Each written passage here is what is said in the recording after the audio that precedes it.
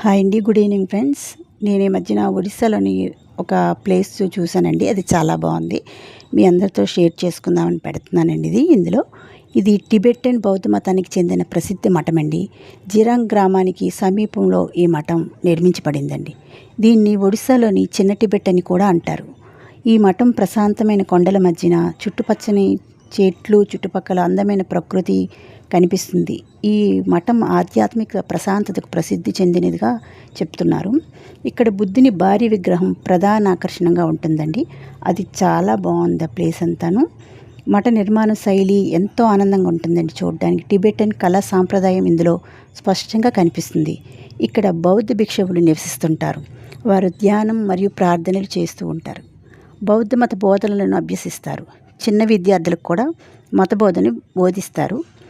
మఠంలో విశాలమైన ప్రార్థనా మందిరం ఉందండి. అలాగే ప్రార్థన సమయంలో గంటలు మరియు శంఖ ధ్వనులు వినిపిస్తూ ఉంటాయి.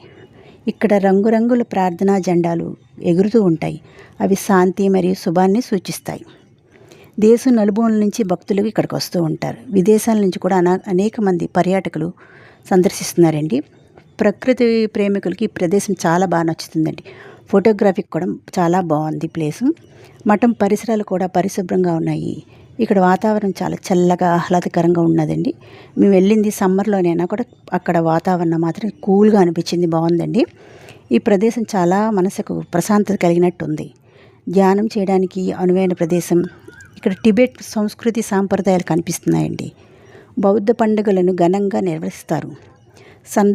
సందర్శకులు కూడా మఠం నియమాలను పాటించాలని సూచిస్తూ ఉంటారు.